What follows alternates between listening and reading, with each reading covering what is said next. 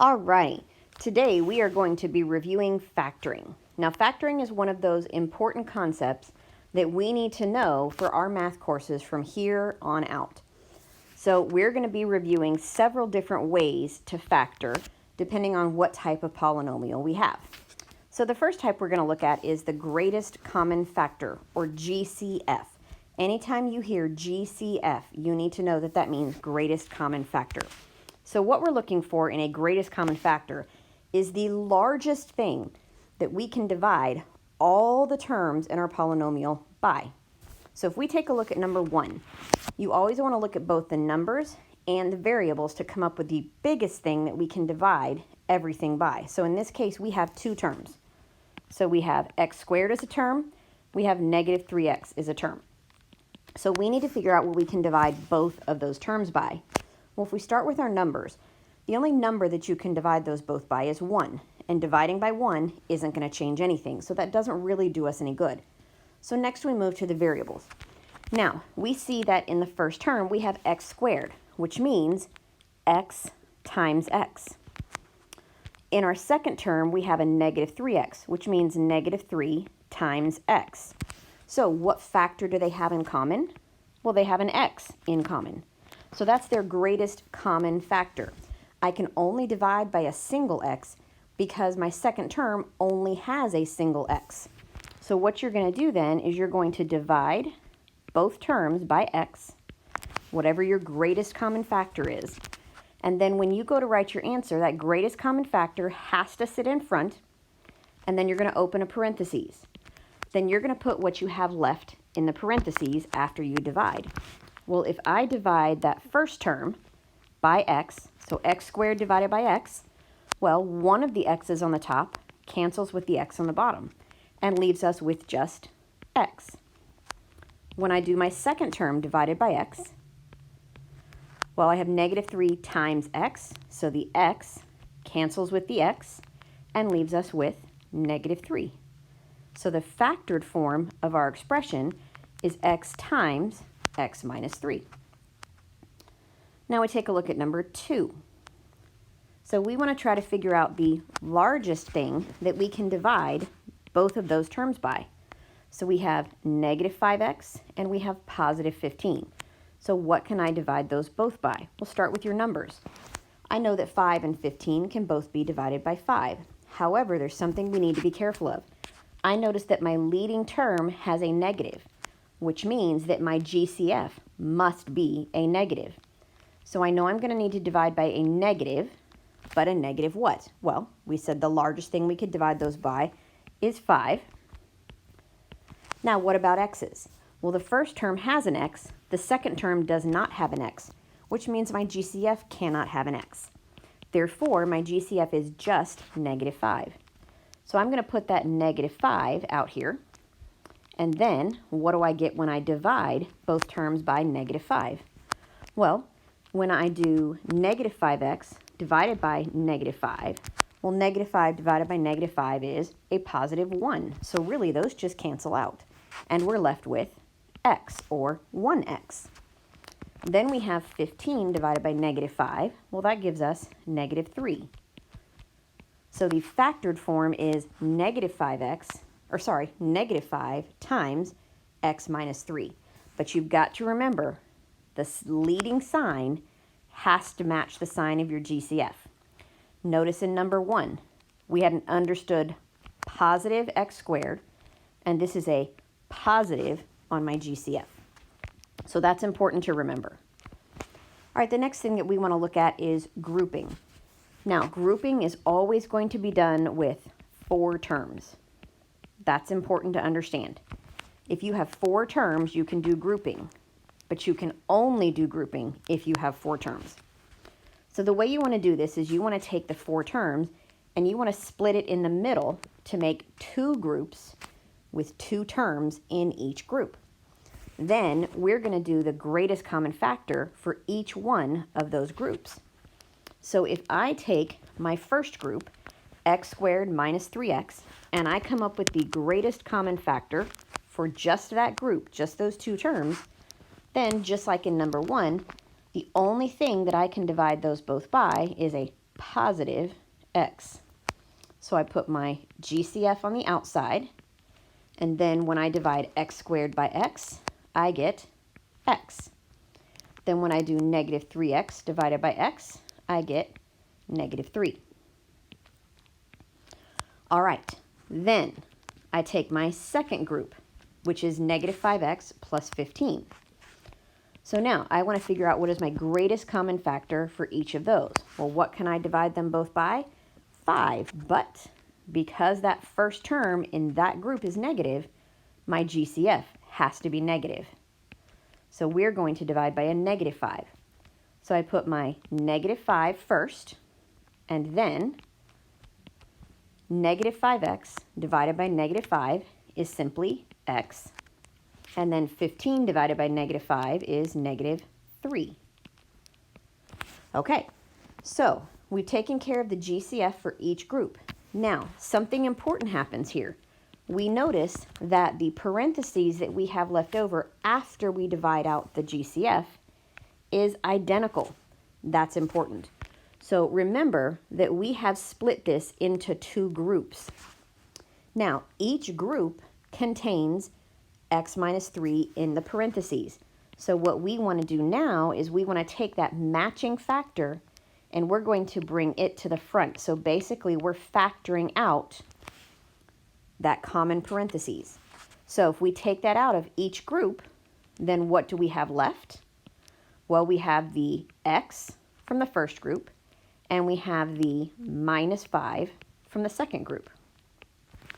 So this x minus 3 represents both of these x minus 3's. We have factored that to the front, and what we're left with is the GCF from each group. All right, so that is factoring using grouping. All right, let's take a look at one more of those, make sure that we've got the concept. All right, so we have 4 terms, which means we can do grouping. So we split it in the middle. If we take a look at that first group, positive 8x squared minus 12x.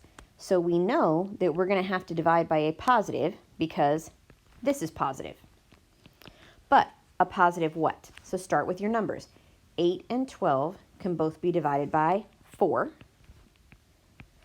Now check the variables. So we have x squared in one term, x in the other term. So they both have at least a single x. So we can divide by a single x.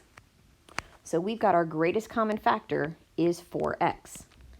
Now, what do we get when we divide? Well, 8 divided by 4 is 2. And then x squared divided by x is x. So for my first term, I have 2x left over. All right, take a look at the second term, negative 12x divided by 4x. So negative 12 divided by 4 is a negative 3. And then x divided by x, well, that becomes 1, so really those just cancel out. And so I just have that minus 3, no more x. So that first group is done. Let's take a look at our second group. I notice my leading term is positive, which means my GCF will be positive, but positive what? So 10 and 15 can both be divided by 5, so we can divide by 5. Now what about the variable? So the first term has an x, the second term does not have an x. Therefore my GCF cannot have an x. So all I can divide by is a positive 5. Now this is important. Our GCF is positive 5, so you need to write positive 5. That plus is important, don't leave it off. Then when I divide both of those terms by 5, well, 10 divided by 5 is 2.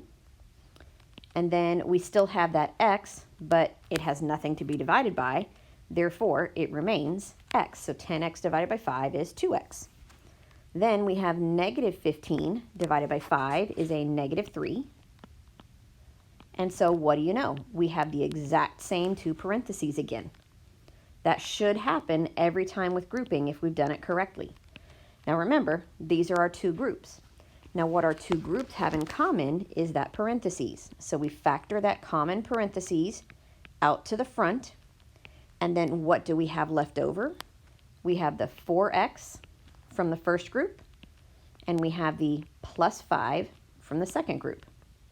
And so then those are factored. All right, so that's factoring by grouping. Now the next thing we want to look at is a basic trinomial. We're going to factor trinomials where a is 1. So remember with quadratics, we talked about y equals ax squared plus bx plus c. So if a is 1, that means there is a 1 in front of my x squared. So basically you're going to use this process whenever there is nothing in front of the x squared. There's an understood positive 1. All right, so we have an understood positive 1 here, so that tells us that we can factor this way. So when you have an understood 1 in front, that makes the factoring really, really easy. We are simply looking for two numbers that are going to multiply to give us 45 and combine to give us 14. So I like to use the big X. Some people prefer to use the table. Really, it's kind of the same process. Some people use both together. So we know that we are looking for something that multiplies to give us 45 and is going to combine to give us a positive 45, or 14. Multiply to be positive 45, combine to give us a positive 14. So we need to look for numbers that will do that. So if we don't just have it come right to mind, that's okay. We can use a table. So if we want to use 45, they've got to multiply to give us 45. So start at the beginning. I know I can do 1 times 45. That won't combine to give me 14. I could do negative 1 times negative 45. That won't give me 14. I can't do 2. I could do 3. 3 times 15. That won't combine to give me 14. I could do negative 3 times negative 15. That won't work either. I can't do 4, but I can do 5. So I can do 5 times 9 or negative 5 times negative 9. Now, both of those last two combinations will combine to give us 14, but remember, we need them to combine to give us a positive 14. So if that's the case, then we want to use positive 5 and positive 9. So positive 5 plus positive 9 gives us positive 14. And then positive 9 plus positive 5, times positive 5 gives us positive 45. So once we have these two numbers, then we can simply write them in our factors. So since it's x squared in the front, we know that these are both going to be x.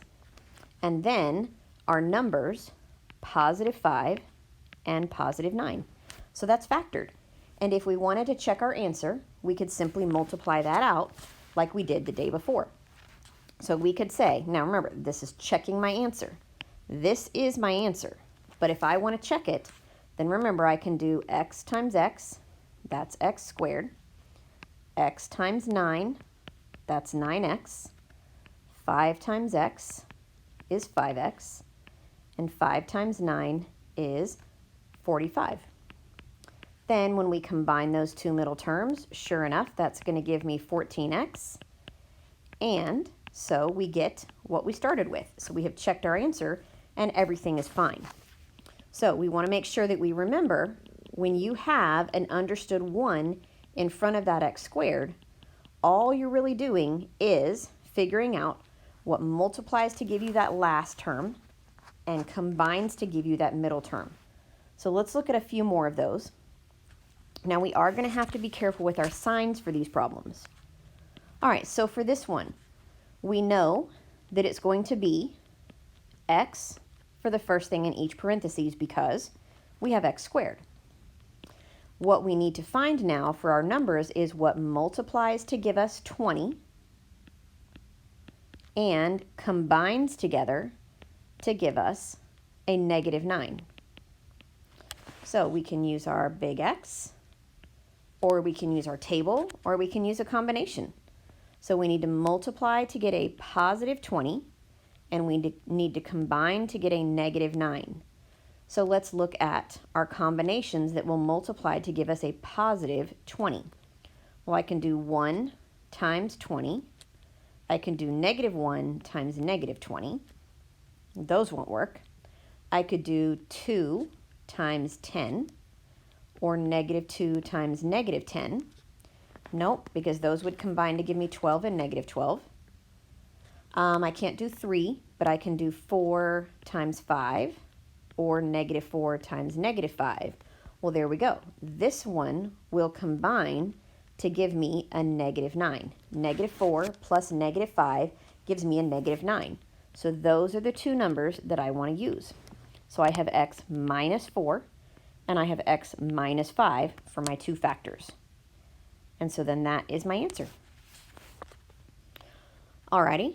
Now, what about when that last term is negative? So that's going to do something a little bit different with our signs. All right, so we have an understood 1 in front of our x squared, which means we get to do nice simple factoring. We know our answer is going to be 2 parentheses. Each one is going to contain x.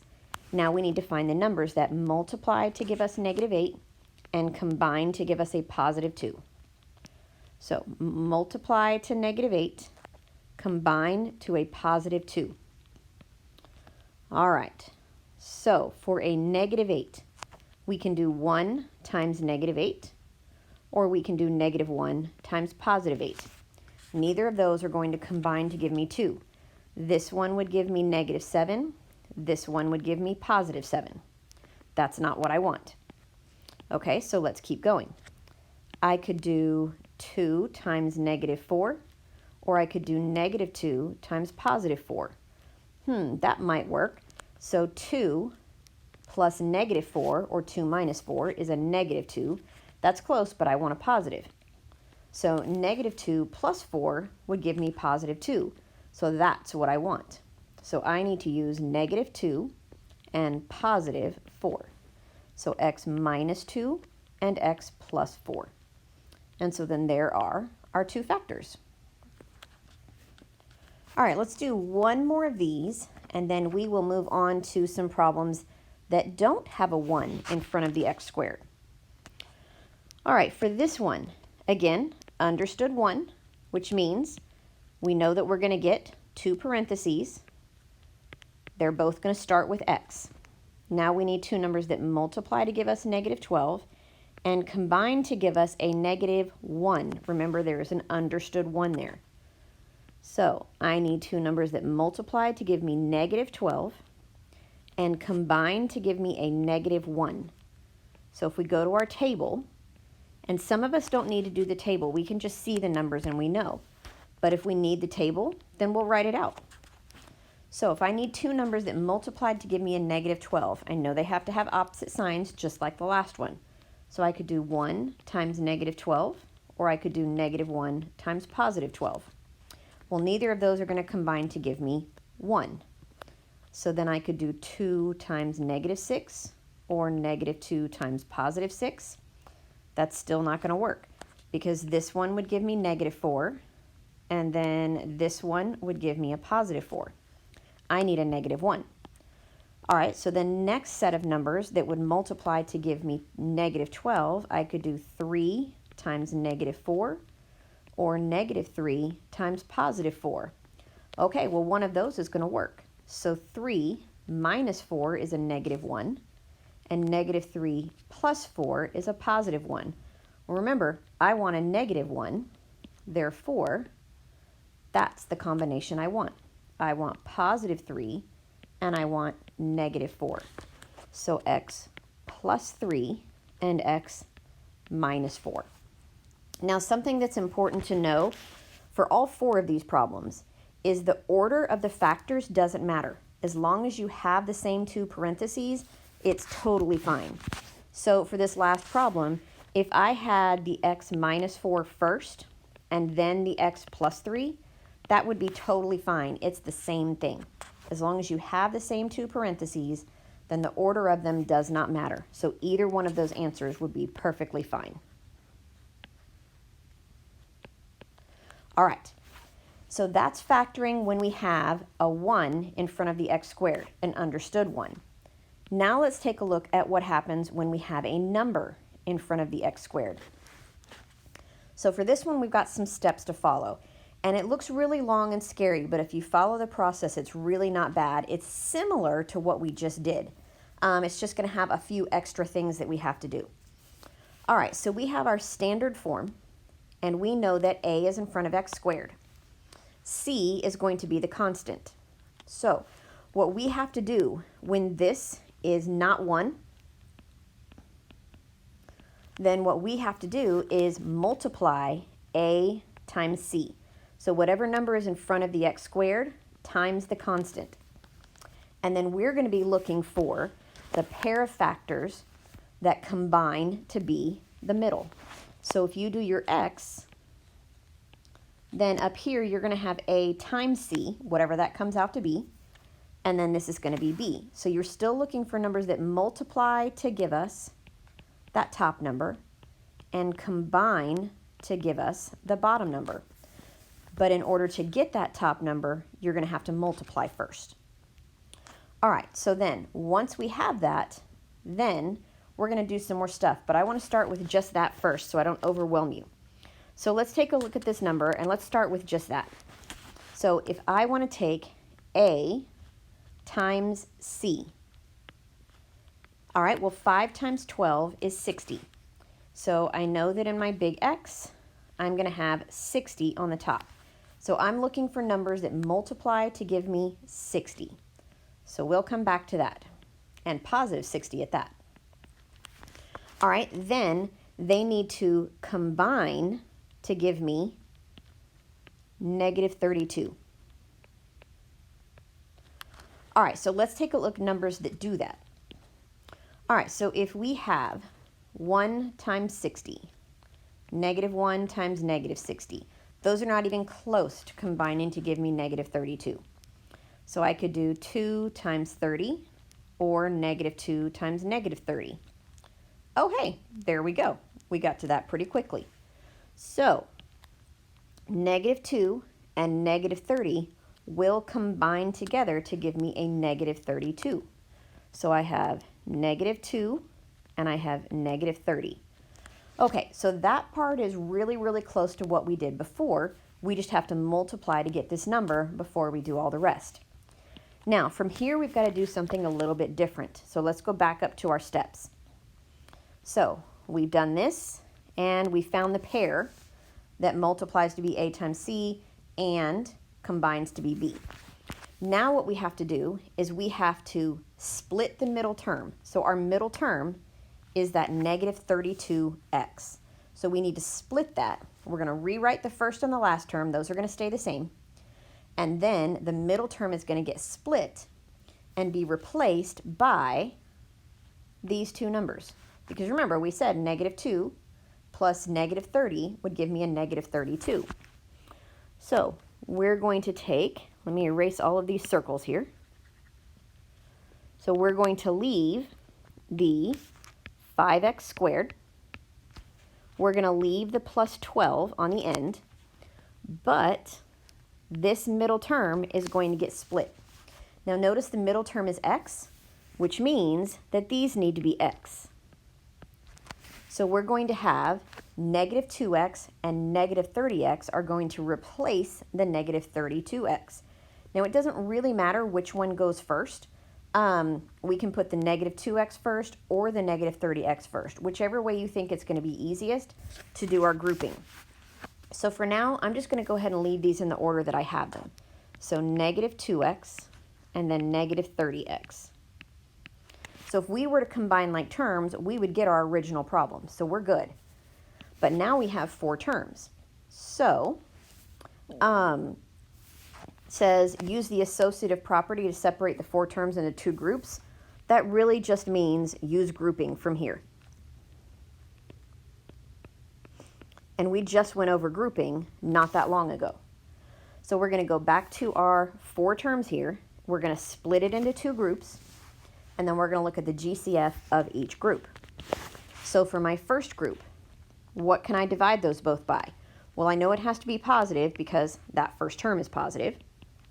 And the only thing that I can really divide those both by is x, because 5 and 2 cannot be divided by the same thing other than 1, and x squared and x can both be divided by x. So we have x for our greatest common factor, and then 5x squared divided by x, well, remember, that's an understood 1. So 5 divided by 1 is 5, and x squared divided by x is x. Now for my second term, negative 2x divided by x is going to be negative 2, because those x's will cancel, leaving us with just the negative 2. All right, my first group is done. Now my second group, what can I divide both of those by? Well, I know it has to be a negative because that first term in that group is negative. So what can I divide those both by? Well, 30 and 12 can both be divided by 3. They can be divided by 3. They can also be divided by 6. So we need the greatest common factor. So the biggest number that they can both be divided by is 6. Now, we don't have an x in both terms, so our greatest common factor should not contain an x.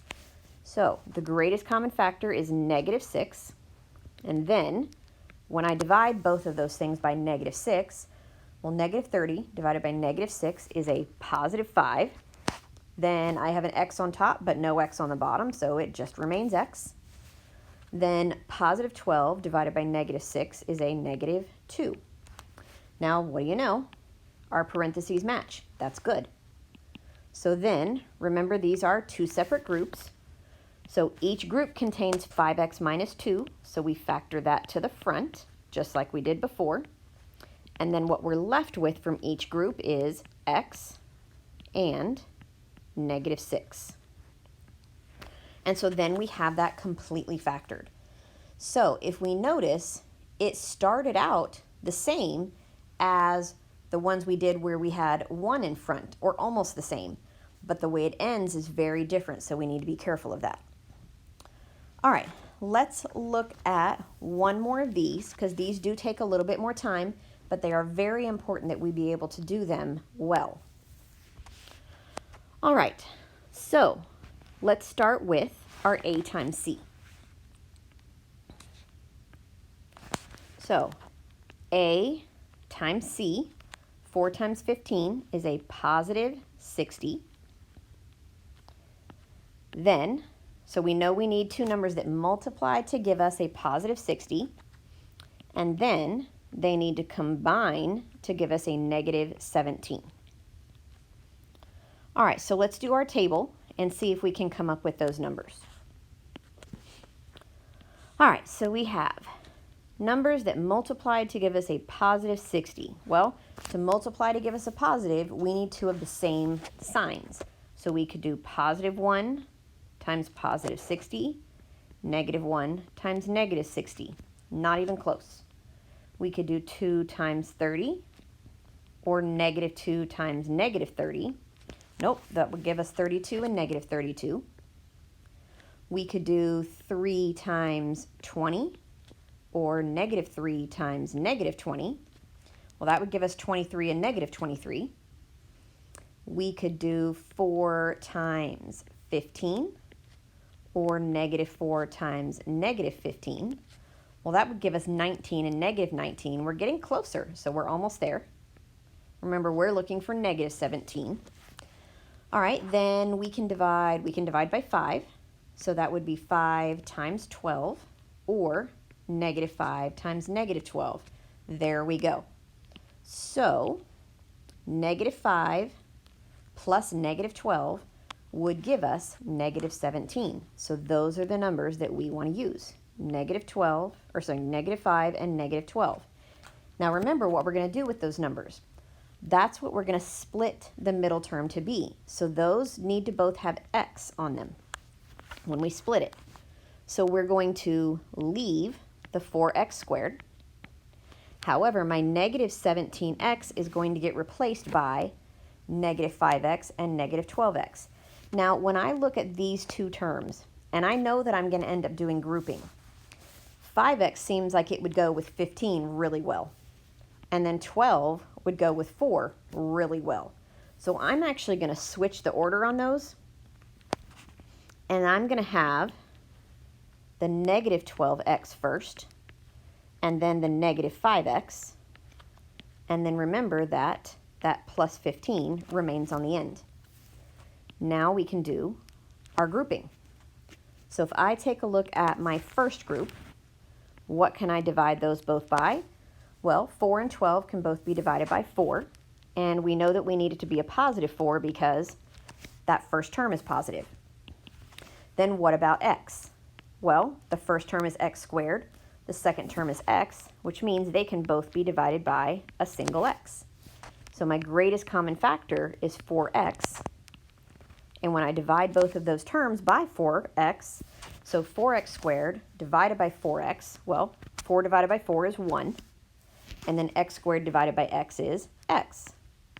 And 1x is really just x. Then we have negative 12x divided by 4x. Well, negative 12 divided by 4 is negative 3, and then x divided by x would be 1. So that's just negative 3. Now we take a look at our second group. What can we divide those both by? Well, this time that leading term is negative, which means that our GCF must be negative. So negative what? Well, 5 and 15 can both be divided by 5. And since this term does not contain an x, my GCF cannot contain an x. So my GCF, what I can divide those both by is negative 5. And then when I divide those, negative 5 divided by negative 5 is a positive 1, leaving me with just the x. And then 15 divided by negative 5 is a negative 3. So look again, same parentheses, that's good. So we have our two groups that both contain x minus 3. So we factor that x minus 3 out to the front. And then what's left is our 4x from the first group and our minus 5 from the second group. And so we have our factored form. Alrighty, so those take a little bit of work. So you are going to want to follow your steps. And if you've got a good grasp of grouping, then really I would just go to here. And like I said, all of this really just means use grouping. Okay? Down here just kind of walks you through the process of grouping. All right, then the last thing we want to do is we want to look at a couple of special cases. Now, the special cases can be factored just like any of the other problems we've done. However, there are some shortcuts that we can use if we recognize that they're special cases. So the first one is a difference of squares. So difference obviously means minus, so it has to be a subtraction. And squares means perfect squares, so that means something times itself. So if I can rewrite that number as something times itself, then it's a perfect square. So here we have a minus, and then both of those terms are perfect squares because 4x squared can be rewritten as 2x times 2x. So it is a perfect square. 9 is a perfect square because it can be rewritten as 3 times 3. Now remember, we're not thinking of that as a negative on your R9. That's the minus for the difference. So don't think of that as a negative. That's the minus for our difference. All right, so then if we follow our pattern, once we know that this is a difference of squares, then our answer is always going to be in this form. So since this was a times a, and then this is b times b, then we have a minus b, and we have a plus b as our two factors. So we can apply that over here. So basically that means that my a is 2x and my b is 3. So I'm going to have my parentheses. So I'm going to have my a, which is 2x, minus my b, which is 3. Then my second parentheses will be my a, which is 2x, plus my b, which is 3. So notice we have the exact same two factors, except one is plus and one is minus. That's a difference of squares. So if we can remember that pattern, then that makes those really quick and easy to factor. So let's take the second one, and we can do it a little bit faster now that we know what we're looking for. So 81x squared is a perfect square because it can be written as 9x times 9x. Then we do have a difference, it's minus. And then 25 is a perfect square because it can be written as 5 times 5. Therefore, my answer is 9x minus 5. And we have 9x plus 5. And that's factored. So difference of squares is really quick when we can remember the pattern and apply it. Now the next special case we're going to look at is perfect square trinomials. And it's similar to the difference of squares, but not quite exactly the same. So if it's a perfect square trinomial, well, trinomial means 3 terms. So that's important. It's got to have 3 terms, which we do. 1, 2, 3. All right. And perfect square, that means that the first and last terms will have to be perfect squares. So a squared is a times a, b squared is b times b. Now, in addition to that, my middle term is always going to be 2 times whatever a is times whatever b is. So let's take a look at this problem and we'll apply that. So we have 4x squared can be written as 2x times 2x. All right, 9 can be rewritten as 3 times 3. So my first and last terms are perfect squares. Now, for my middle term, remember it's supposed to be 2 times a times b. Well, 2 times a, well, my a was 2x, and my b was 3.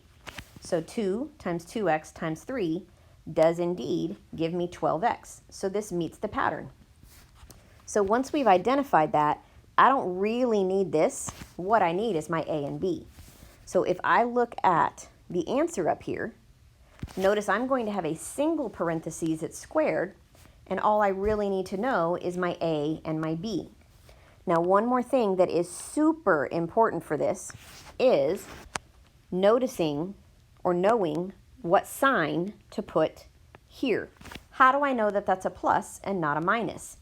Well, that's going to come from your original problem, and you are always going to look at the middle term for that. So if my middle term is positive, then the sign in my answer will be positive. However, look over here. If that middle term is minus, then the sign in my answer will be minus. But it's always the sign on the middle term, not the outsides, the middle. So if I go back to this problem, I know that I'm going to have a single parentheses squared, and I know I'm going to have my a, which is 2x. I'm going to have my b, which is 3. And then because this middle term is plus, my answer will be plus. Now if I look at number 14, same concept, but different numbers, and notice I've got a minus this time. So 81x squared is a perfect square because it can be written as 9x times 9x. 25 is a perfect square because it can be written as 5 times 5. And then, just to test it, this would be 2 times a, which is 9x, times b, which is 5. So 2 times 5 is 10, times 9x is 90x. So sure enough, that works. Now, like I said, that doesn't really factor into our answer, but it does help us to make sure that it is truly a perfect square trinomial. Now we know that our answer is going to be a single parenthesis squared. We're going to have our a, which is 9x. We're going to have our b, which is 5. And because that middle sign is minus, our answer has to be minus. And so then that is that factored. All right, so we've gone over several types of factoring, And I know it's a lot to keep straight, but we need to make sure that we practice this and that we feel comfortable with it. Now, in closing, it says, which method could you use to factor number 11 through 14? So, these special cases. So I could, since these all have a number in front, I could factor these like we did numbers 9 and 10. I could factor, do the A times C. Now, if I were to do, let's take a look at number 11. If I were to do number 11 like that, because really I don't want to, but I can. So I would have 4x squared minus 9. There's no x term.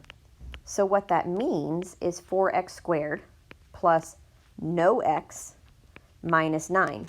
So I would have to do my A times C. So that would be a negative 36. So I need two numbers that multiply to give me negative 36 and combine to give me 0. Well, the only thing that will do that is 6 and negative 6. So then I would have to keep the 4x squared. Then I would have a positive 6x, a negative 6x, and then I keep that negative 9. Do my grouping, take my GCF. So that would be 2x, and then that would be, leave me with 2x plus 3. And then this one would have a GCF of negative 3, which would leave me with negative 3 times 2x plus 3.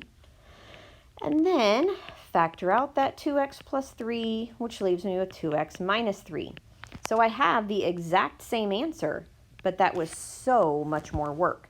So if we can remember those special cases, it will save us a whole lot of work.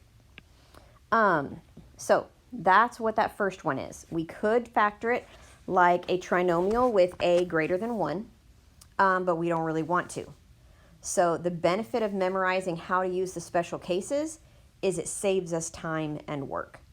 It makes it much easier and faster. All right, so that is it for the day. Tomorrow we're going to be solving using factoring, so we need to make sure that we get through our assignment today and that we are very comfortable with factoring and how it's done. All right, I will see you guys next